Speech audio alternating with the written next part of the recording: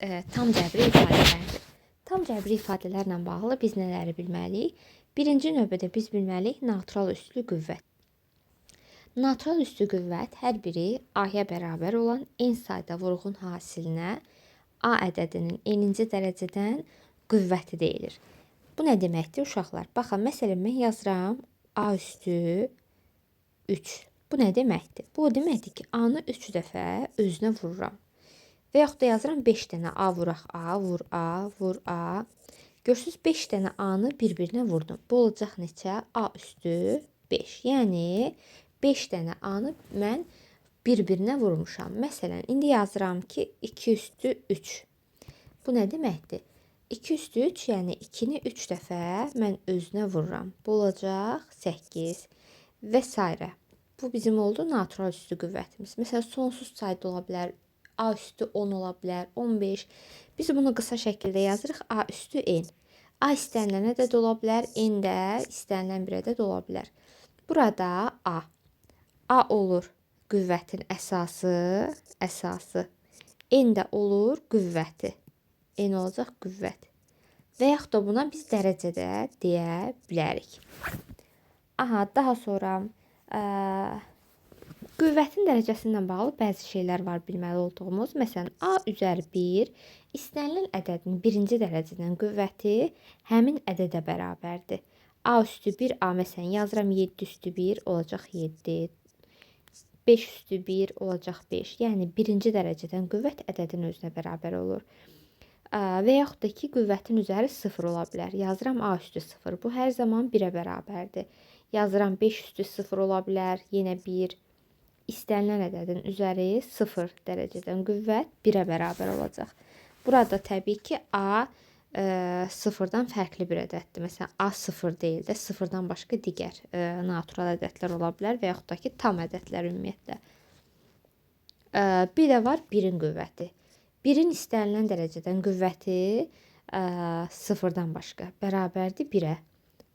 Məsələn, mən 1 üstü 100 belə yaza bilərəm. Bu yenə 1-ə bərabər olacaq. Amma 1-in üzəri 0 yenə də 0-a bərabərdir. Baxın, digər ədədlərdə olduğu kimi. İndisi baxırıq natural üslü qüvvətin xassələrinə. Birinci xassəmiz nədir? Əsası eyni olan iki ədədi, baxın, məsələn, mən yazıram A üstü n vuraq A üstü m. Baxırsınız, əsaslar eynidir, qüvvətlər fərqlidir. Burada mən A-nı olduğu kimi yazıram, n-in üzərinə gəlirəm sadəcə m. Məsələn, gəlin bir nümunə göstərim. Yazıram 5 üstü 3 vuraq 5 üstü 7. Burada əsaslar eynidir, qüvvətlər fərqlidir. Əsası olduğu kimi saxlayıram 5-i, üzərinə yazıram 3, üstə gələk 7. Bu da oldu bizim digər xassəmiz. Daha sonra ikinciyə baxırıq. İkinci qaydamız nə idi? Məsələn, A üstü n surətdə yazıram A üstü bölək m. Və yaxud da bunu A üstü n bölək A üstü m şəklində də yaza bilərik.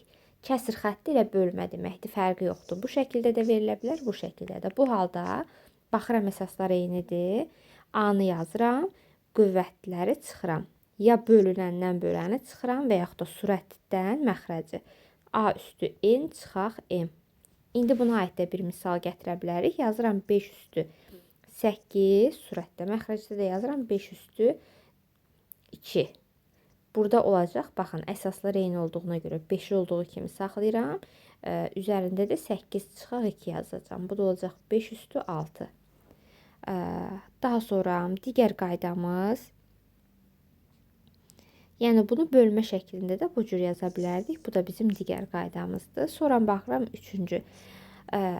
Baxın, sizə verə bilər ki, A üstü n m-inci dərəcədən. Bu nə deməkdir? Burada nə edirəm? Yazıram bərabərdir. A vuraq m. A üstü n vuraq m. Bunu bir misalla göstərə bilərəm. Yazıram 3 üstü, məsələn, 3 üstü 5 üzərində yazıram 3. Burada nə olur? Baxın, əsas olduğu kimi qalır 3. Qüvvətlər mötərizənin üzərindəki qüvvətlə bu 3-ün qüvvəti bir-birinə vurulur. Olacaq 3 vuraq 5, yəni 3 üstü 15. İndi bu vurduğum 3 buradakı 3 deyil, ha, bax buradakı 3'dür. Məsələn, gəlin başqa bir nümunə deyim. 2 üstü 3 üzərində yazıram 4. Bu nə olacaq? 2-nin olduğu kimi saxlayıram. Sadəcə 3-ü vuracam 4-ə. Bu da olacaq 2 üzəri 12. Aha, daha sonra digər qaydamız nə idi? Məsələn, mən yazıram A vuraq B, üzərində yazıram N. Bu nə deməkdir? Ayrı-ayrılıqda A üstü N vuraq B üstü N deməkdir. İndi nümunə gətirək. Yazıram 2 vuraq 3 üzəri mötərizədə 5. Bunu necə yazacağım? Bu olacaq 2 üstü 5 vuraq 3 üstü 5. Burada da bizim digər qaydamız ortaya çıxır. Digər qaydamızı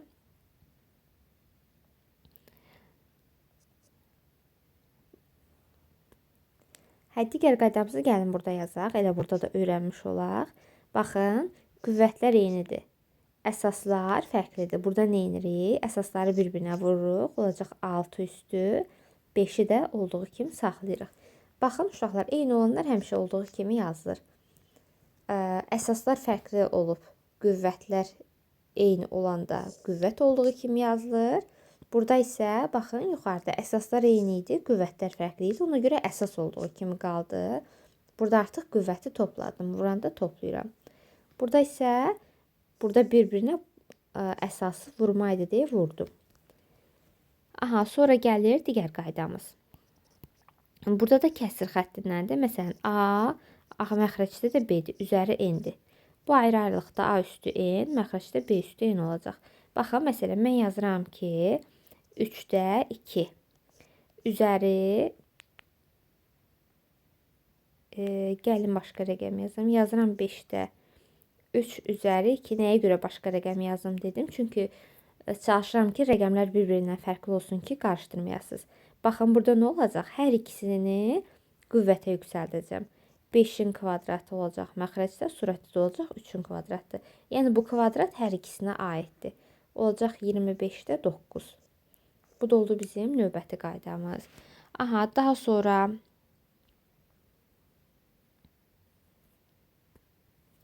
ədədin üzəri mənfi dərəcədən qüvvət olarsa, məsələn, A üzəri mənfi N olarsa, biz burada nə edirik?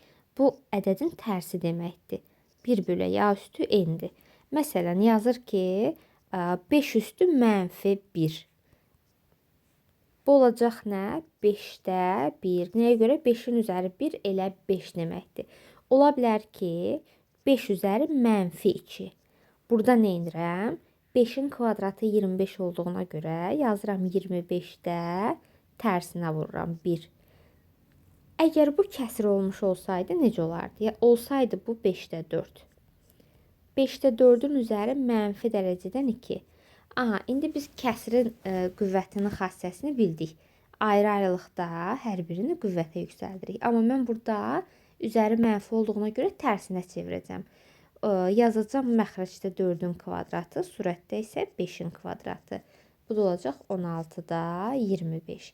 Əgər bu sadə şəkildə belə yazılmış olsaydı, 5-də 4-ün kvadratı, baxın görürsünüz, burada mənfi yoxdur. Bu artıq olacaq 25-də 16. Görürsünüz, qüvvət hər ikisinə təsir elədi. Üzəri 2 ola bilər, 5 ola bilər, fərqi yoxdur. Aha, indi keçirik cəbri ifadələrə. Ümumiyyətlə, ifadələr, ədədi ifadələr var, bir də var hərfi ifadələr. Ədədi ifadələr sadəcə ədədlərdən təşkil olunur. 2 vuraq 3, vuraq 5, üstə gəl 6, çıxaq 3 və s. Bunlar olur ədədi ifadələr. Bir də var hərfi ifadələr. Hərfi ifadələr nədir? Hərfi ifadələrdə biz hərflərdən istifadə edirik. Biz buna dəyişən olan ifadələrdə deyə bilərik. Məsələn, yazıram 2, çıxaq x, 5y üstə gələk 3. Məsələn, görürsünüz, burada hərflərdən istifadə olunub. Biz buna deyirik dəyişəni olan ifadələr. Dəyişən olan ifadələr.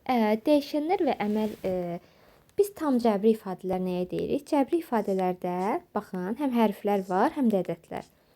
Elə bunun özü, biz buna deyə bilərik cəbri ifadə. Məsələn, 2x, y üstə gələk 3x, y və s. Bunlar olur cəbri ifadə. Tam cəbri ifadə ilə ümumiyyətlə cəbri ifadələrin fərqi nədir? Cəbri ifadədə dəyişənə bölmə yoxdursa, məsələn, məxrəcdə görürsüz burada gəlin bir nümunə yazım. Yazıram 3x kvadratı y üstə gələk x. Mən burada yaza bilərəm məxrəcdə x kvadratı çıxaq y. Görürsüz burada məxrəcdə hərf var, dəyişən var.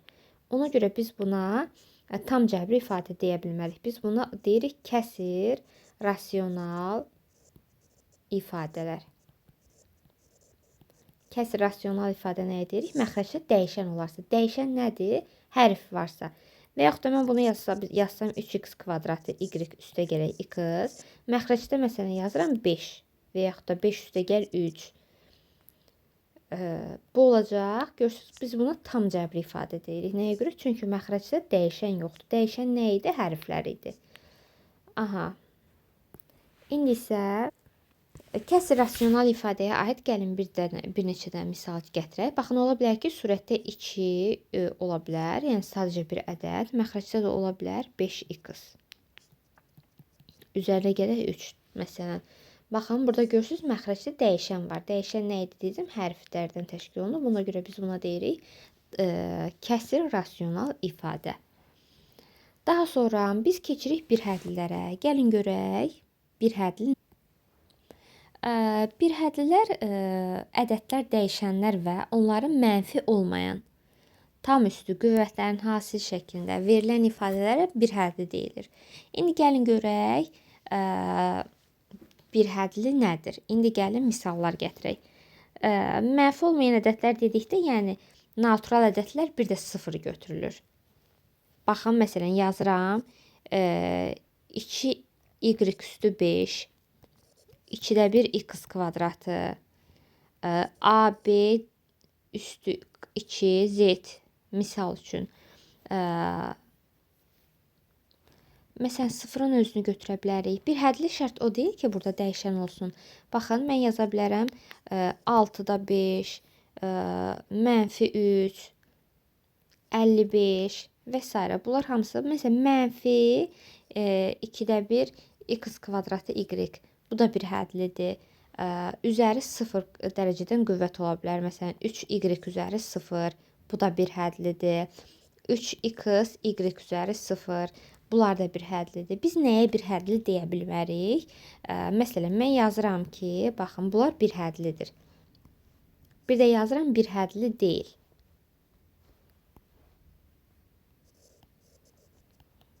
İndi aşağıdakılar bir hədli deyil. Məsələn, yazıram ki, y üzəri 3,5. Görürsünüz, natural ədəd yoxdur bunun qüvvətində. Ona görə bu bir hədli sayılmır.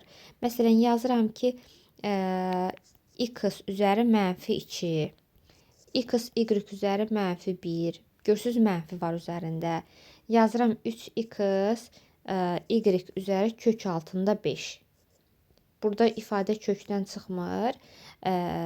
Görürsən, qüvvətləri, görürsünüz, natural ədəd olmadığına görə biz buna bir hədli deyə bilmərik. Amma üzəri 0 ola bilər və yaxud da üzərində kəsir ola bilməz. Məsələn, x üzəri 2də 1-ə mən bir hədli deyə bilmərəm. Bir də var, indi bir hədli sadəcə bu şəkildə yazıla bilər. Və yaxud da nümunə gətirək bir hədliyə. Bir hədlinin standart şəkli var. Bir hədli dedik nə idi? İstənilən baxın, bu tip ədədlər olur bir hədli. Bir hədli olmayanlar nə oldu? Qüvvətləri natural ədəd olmayanlar, qüvvətində kökaltı ifadə, kəsir, tamlı ədəd olanda, mənfi olanda biz buna bir hədli deyə bilmirik. Bir də var, gəlir bir hədlinin standart şəkli.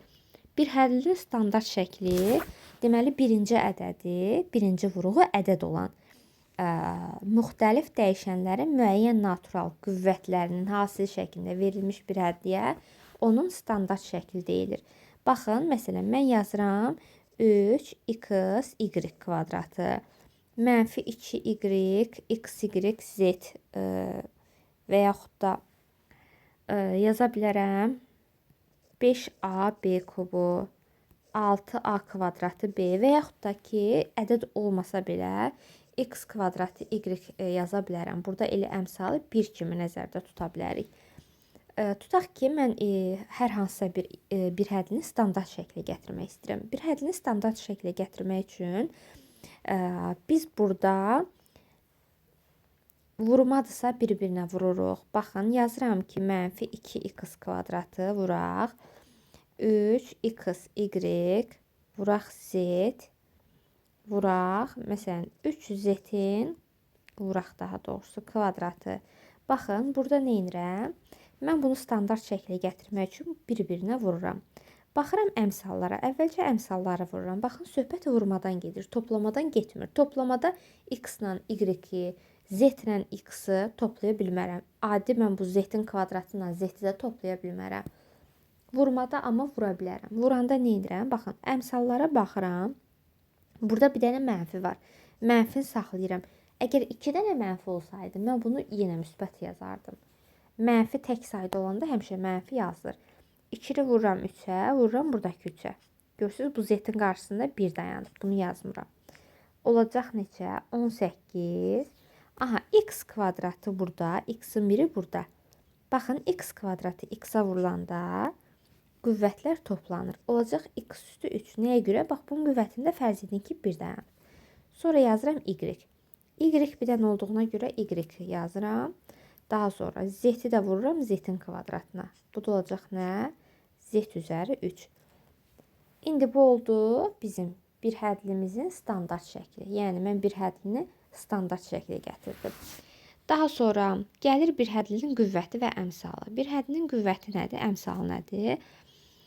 Baxın, elə burada göstərə bilərik. Burada aldığımız ifadədən. Bax, bu bir hədlinin qüvvəti neçədir? Qüvvətlərini toplayıram sadəcə. Bu y-in üzərində ədəd olmadığına görə mən burada, bax, bunun üzərinə 1 yaza bilərəm. Sadəcə qüvvətlərini toplayıram. Bu olacaq bir hədlinin qüvvəti. 3 üzərinə gəl 1, üstə gəl 3. Bu olacaq 7. Deməli, bu bir hədlinin qüvvəti 7-dir. Əmsalını soruşsa, əmsalı nəyə bərabər olacaq? Baxın, bu qarşıdakı ədəd olacaq əmsala. Yəni, -18 bu bir hədlinin əmsalıdır. 7 isə qüvvəti və yaxud da ki, dərəcədə deyə bilərik. Məsələn, sizə ifadə verər, bilər, soruşar ki, hansının dərəcəsən böyükdür, hansının qüvvəti böyükdür. Biz o zaman üstlərini toplayacağıq. Fərqi yoxdur, x-dir, y-dir, z-dir. Əgər bir hədlinin dərəcəsini soruşursa, biz bunların hər birini toplayırıq. Aha, daha sonra ümumiyyətlə bizə verə bilər ki, belə bir ifadə verə bilər. 2a kvadratı b kubu üzərində verə bilər 3. Vuraq, məsələn, -2-də 1 a b kvadratı üzəri 2. Sizdən soruşa bilər ki, bu bir hədlinin qüvvətini tapın və yaxud da ki, dərəcəsidir. Bunu tapmaq üçün nə edirəm? Mən əvvəlcə bunları standart şəklə gətirməliyəm. Baxın, baxıram, burada 3 var, elə deyil. Bu 3, bunların hər birinin qüvvətinə vurulur. Fərz edin ki, 2-nin qüvvəti 1-dir. Baxın, üzərində qüvvət olmayan ədədi həmişə 1 kimi götürün. Və yaxud da ki, ədəd varsa, əgər qüvvəti hesablayırsınızsa, əmsalı qüvvətinə baxmırsınız. Dəyişənlərin qüvvətinə baxırsınız. Amma mən qüvvətə, baxın, mötərizənin üzərindəki qüvvəti yazanda, baxın, mən indi necə yazıram. 2-nin üzərində heç nə yoxdur. Sadəcə yazıram 2-nin kubu vuraq. A kvadratıdır. Elə deyil. Baxın, bu 2 bu 3-ə vurulacaq. Olacaq a üstü 6. Baxın, b-nin qüvvəti 3-dür. Bu 3-ə vurulur. Olur b üstü 9. Vuraq. 2-də 1-in kvadratı. -2-də 1-in kvadratı. A-nın üzərində qüvvət yoxdur. Fərz edin ki, 1 dayanıb. Olacaq a üzəri. Baxın, bu qüvvət a-nın üzərinə vurulanda olacaq a üstü 2. B-nin qüvvəti 2-dir. Bu 2-yə vurulur. Olacaq b üstü 4. İndi gəlin bunu daha da sadələşdirək. Baxın, 2-də 1-in kvadratı. Ədədin, mənfi ədədin üzəri cüt ədəd olanda həmin ədəd olur müsbət. 2-nin kubu 8-dir. Yazıram 8 vuraq. Baxın, 2-1, mənfi 2-1-in kvadratı nə demək idi? Həm məxrəci, həm surəti kvadrata yüksəldirəm. Olur 4-1, baxın, mənfi idi, kvadrat olduğuna görə müsbət olacaq. İndi A üstü 6. Burada da A kvadrat. A-ları 1, B-ləri 1 vururam. Bax, qüvvətlər 1 toplanır. 6 ilə 2-ni toplayıram, yazacağım. A üstü 8, B üstü, baxın, burada 9-dur, burada 4-dür. Toplanır, olacaq. B üstü 13. İndi burada, baxın, bu 8 heç vaxt bu 4-ə vurulmur. 8 1-ə vurulur, ya 4-də 8 yazırıq. Yazandan sonra da onsuz da 8 4-ə bölünəcək. Və yaxud da ki, bəri başdan bunları ixtisar edirəm 4-ə. Çünki 8 4-ə bölünür. Burada qalır 1, burada da qalır 2. Bu da olacaq nə? 2, A üstü 8, B üstü 13. İndi bizdən bu bir hədlinin əmsalını və ya qüvvətini soruşa bilər. Əmsalı olacaq 2, qüvvəti də olacaq 8 üstə gələk 13. Bu da olacaq 21. Aha, bu da oldu bizim bir hədlinin qüvvəti. Məsələn, sizə belə bir ifadə verə bilər. Verə bilər ki, A üstü 2, B üstü n plus 3. Deyə bilər ki, bu bir hədlinin qüvvəti 9 olarsa, n-i tapın. Bunun üçün nə edirsiniz? Məsələn, mən bunun qüvvətini hesablamaq istəsəm, normalda üstlərini toplayaram. N hər hansı bir ədəd olsaydı toplayardım. İndi yeni o qaydada. İndi mənə deyir ki, əgər bu ifadənin qüvvəti 9 olarsa, n-i tapın.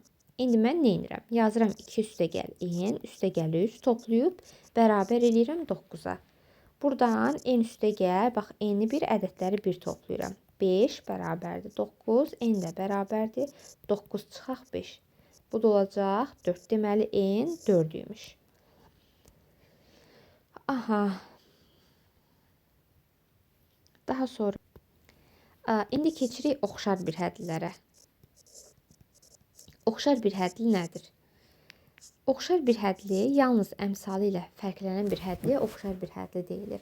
Baxın, mən yazıram x kvadratı y, x kubu y üstü 5 və yaxud da ki, y kvadratı. Mən buna oxşar bir hədli yazsam, yazaram 5x kvadratı y, mənfi 2-1 x kvadratı y. Baxın, bunlar oxşardır. Nəyə görə? Çünki bunların sadəcə əmsalları fərqlidir. Qalan hissələr eynidir. Biz hesablama apararkən həmişə oxşar bir hədliləri toplayacağıq. Toplayanda, vuranda yox, toplayanda. Məsələn, mən x kvadratı y ilə x kubu y üstü 5-i toplaya bilmərəm. Vura bilərəm. Vursam, olacaq, baxın, bunu buna vursam. Bunları bir-birinə vursam, olacaq x üstü 5. Baxın, oxşarların, eyni hərflərin, belə deyək, qüvvətləri toplanır. Y üstü, baxın, bu 5-dir, bunu da fərz edin ki, 1-dir də yazılmayıb. Olacaq 6. Amma biz bunları toplaya bilmərik. Toplayarkən eyni bunun oxşarları, yəni x kvadratı y olanları toplayacağıq. Məsələn, tutaq ki, x kvadratı y, burada da verib 3x kvadratı y. Bunları toplayanda sadəcə əmsallar toplanır. Baxın, 3x kvadratı y-in üzərində gəlirəm, 5x kvadratı y. Sadəcə əmsallar toplanır. Qalan hissə olduğu kimi yazılır 8x kvadratı y. Məsələn, bunu oxşarını yazıram. Mənfi 6x kubu y üstü 5. 18x kubu y üstü 5. Məsələn, mən mənfi 6x kubu y yazsam, bunlar oxşar sayılmır. Nə olsun ki, bunların əmsalları eynidir. Amma bu hissə fərqlidir axı. Ona görə bunlar oxşar deyirlər. Oxşar olan odur ki, baxın, bu hissələr eyni olsun. Daha sonra əks bir hədlilər gəlir. Əks bir hədlilər, yəni yalnız işarəsindən fərqlənir. Bax, məsələn, yazıram mənfi 5x kvadratı y, bir də yazıram müsbət 5x kvadratı y. Bunlar əks bir hədlərdir. Bunların yalnız işarəsi fərqlidir. Məsələn, mənfi 5x kvadratı y ilə 5y kubunu mən əks götürə bilmərəm. Çünki bunların ümumiyyətlə bunlar fərqli bir hədlilərdir. Əks işarələrin yalnız işarəsi fərqli olur. Qalan hissələr eyni olur, hətta əmsallar belə. İndi isə baxıram çox hədliyə. çoxhədli nədir? Çoxhədli bir hədlilərin cəbri cəminə çoxhədli deyirik. Baxın, məsələn, yazıram 2x kvadratı y üstə gələk 3y. Bu olur çoxhədli. Çünki baxın, 2 dənə bir hədlidən təşkil olmuşdur. Məsələn, yazıram x kvadratı çıxaq 2-də 1 x y üstə gələk yz bölək z. Baxın, bu da olur çoxhədli. Yəni ümumiyyətlə toplama, çıxma varsa bir hədlilərlə bağlı bu olacaq vurma bölmə yox.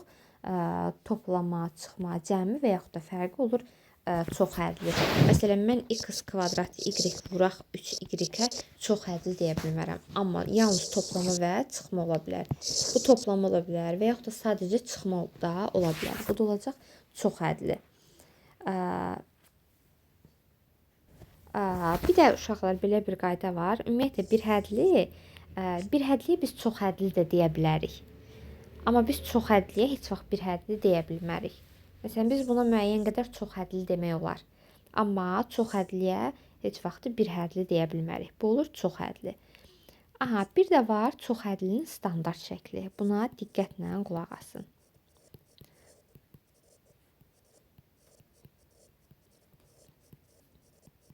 Standart şəkli. Çoxhədlinin standart şəkli nədir? Baxın, məsələn, mən yazıram ki, 2AB, 2A üzərinə gələk B, vuraq, 3A çıxaq 2. Baxın, uşaqlar, burada nə edirəm? Bu tip suallarda həmişə bir-birinə vururam. Bax, 2A-nı birinci gəlir 2A, 2A-nı vururam 3A-ya, ardıcıl şəkildə. Əmsala vurulacaq 6, A-nı A-ya vuracam, olacaq A kvadratı. Yazıram çıxaq. Niyə çıxaq? Çünki baxın, burada çıxmadı. 2-ni vuracam 2A-ya. Baxın, belə. Bu şəkildə. Olacaq neçə? 4A. Çünki A bir dənədir. Burayla mən qutardım. Bax, bu 2A-nı bunların hər ikisinə vurdum. 2A ilə mənim işim bitdi. İndi keçirəm B-yə, digər həddə. B-ni vururam 3A-ya. Üstə gələk yazıram. Olacaq 3AB. İndi yazıram çıxaq. Baxın, AB yazdım. A ayrıdır, B ayrıdır. Niyə çıxaq yazdım? Çünki bu üstə gəldi, bu çıxaq. Müsbəti mənfiyə vuranda eləyəcək mənfi. 2-ni də B-yə vururam, olur B. Bu da olacaq çıxaq 2B. Bu da oldu mənim çoxhədlimin standart şəkli. Bu tip suallarda A-ları 1, B-ləri 1, A kvadratını, AB-ni 1 toplayırıq. Amma mən seçdiyim ifadədə ümumiyyətlə bunlar heç biri toplanmır. Baxın, 2B, burada başqa B yoxdur axı. Ona görə qalır bu hissə bu şəkildə. Daha sonra baxın, burada bir-birinə vurdum. Bu oldu bizim digər qaydamız. Sonra bizə nə verə bilər?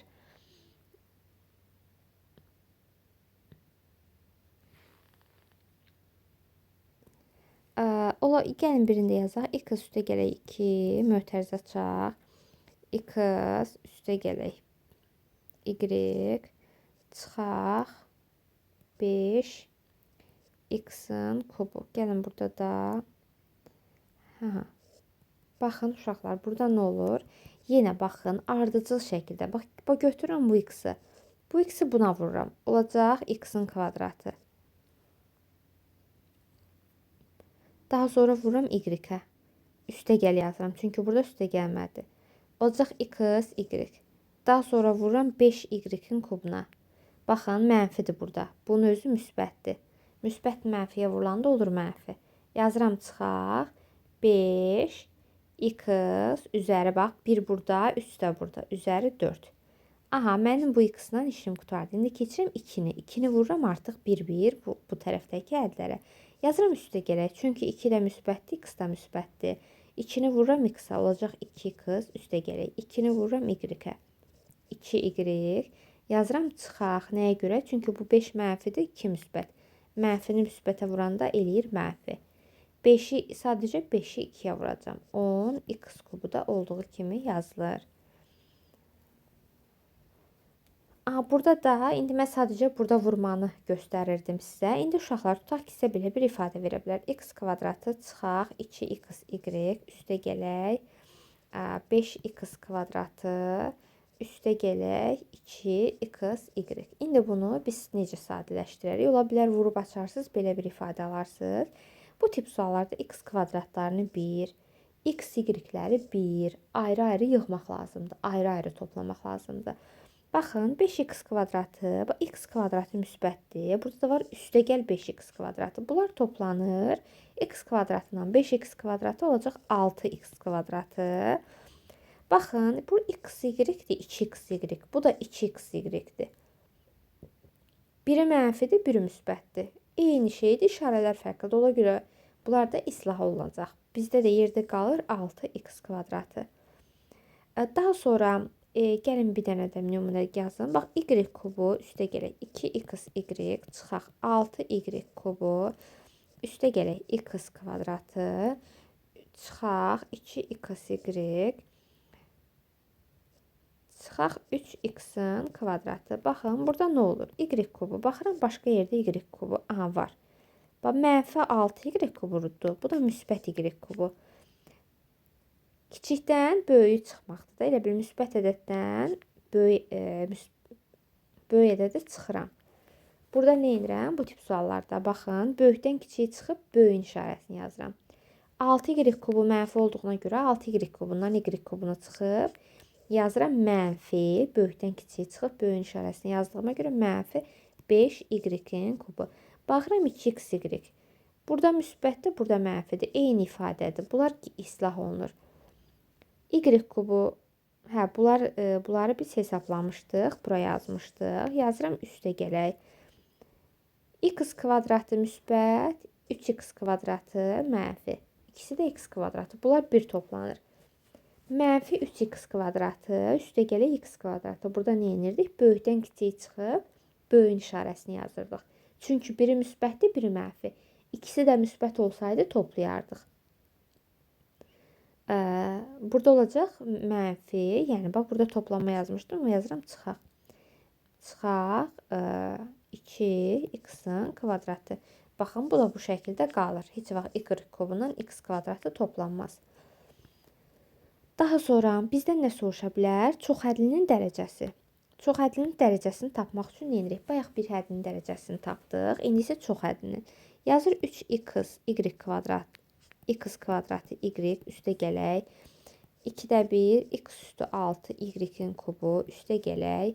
5x üstü 5, üstə gələk y kubu. Məsələn, sizdən soruşa bilər ki, bu çoxhədlinin dərəcəsini tapın. Bu tip suallarda biz bir-bir hər bir həddin dərəcəsini toplayırıq. Dərəcəsi ən böyük olan, deməli, bu çoxhədlinin dərəcəsidir. Baxın, burada dərəcə 3-dür. 2-nin üzərinə gəldim 1. Burada dərəcə 6 ilə 13-ü topladım 9-dur. Bu elə 5-dir. Burada da 3 olduğu kimi 3-dür. Baxın, dərəcəsi ən böyük olan hansı oldu? Bu oldu elə 9. Deməli, bu çoxhədlinin dərəcəsi və yaxud da qüvvəti 9 imiş. Bu da olur çoxhədlinin qüvvəti. Sonra sizə belə bir ifadə verə bilər. 2b üstə gələk 3a məsələn. Kvadratı. Kvadrat olanda nə edirik? Baxın uşaqlar, birincinin kvadratı, baxın. Birincinin kvadratı nə deməkdir? Bu kvadrat həm 2-nin kvadratı olur, həm b-nin. 2-nin kvadratı olur 4. B-nin kvadratı, b kvadratı üstə gələk. İkincinin kvadratı. 3a-nın kvadratı nədir? Bu kvadrat həm 3-ə aiddir, həm a-ya. 3-ün kvadratı 9, a kvadratı deyil, a kvadratı kimi yazılır. Üstə gələk. Əgər burada çıxma olsaydı, mən çıxaq yazardım. Üstə gəldi deyə üstə gəlmə yazıram. 2 vuraq, birinci ilə ikincinin hasili. Yəni, 2 dəfə 3, 6, a, b. Bu da sadəcə olacaq elə, bu hissə. Olacaq 12 ab. Bunu da bu şəkildə yazaq. Bu da oldu, baxın, kvadrat şəklində olan ifadənin açılışı. Gələn dərsimizdə müxtəsər vurma düsturlarından yazacağım. Bundan amma tam cəbri ifadələr mövzusunda bu düsturdan istifadə olunacaq deyə bunu yazmaq. Bunu da yazmaq lazımdır. Baxın, məsələn, digər, gəlin bunu düstur şəklində verim. A üstə gəl b-nin kvadratı bərabərdir. A kvadrat üstə gəl b kvadratı üstə gəl 2ab. Sonra yazsam A çıxaq B-nin mötərizədə kvadratı bərabərdir A kvadratı üstə gələk yenə B kvadratı. Nəyə görə çıxmada üstə gəlmə olur? Çünki mənfinin kvadratı müsbət edir ona görə. Üstə gələk i çıxaq 2AB. Məsələn, sonra sizə verə bilər A kvadratı çıxaq B kvadratı. Bu nə deməkdir? Yəni A çıxaq B mötərizədə vuraq A üstə gələk B. Bu da bizim bəzi düsturumuz. Bu düsturdur. Bunu yadınızda saxlayın. Müxtəsər vurma düsturlarını da yenə təkrar eləyəcəyik.